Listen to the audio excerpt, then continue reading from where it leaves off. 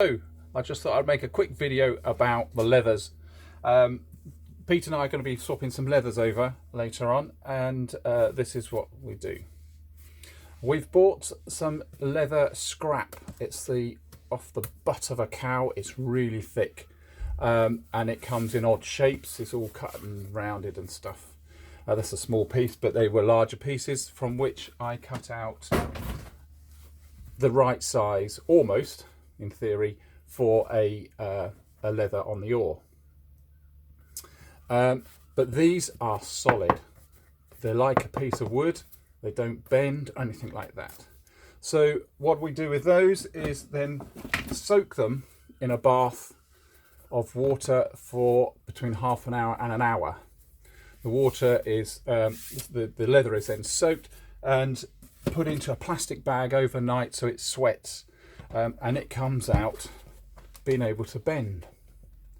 It's still thick, it should last for a long time, but we can now wrap it around an oar. The next job is to mark it, which I've done on this one. You can just see for the holes.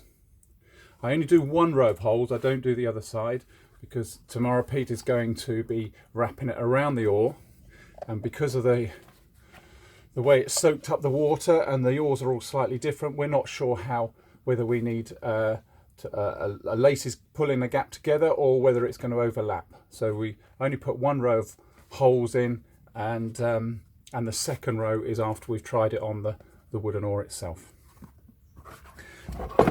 I need for this a hole punch, which is sharpened at one end with a bit of wet and dry. A hammer, but I haven't got a hammer, I've got an axe. Just use that as a hammer. And then when you hammer the hole punch into the leather, it gets stuck.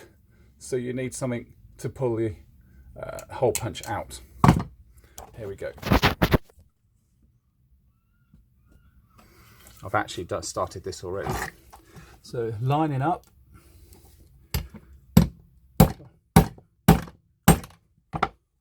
Hole punches through and stuck. Comes out, hole made. Next one. Out by my fingers. Hole made. Repeat this all the way down the line.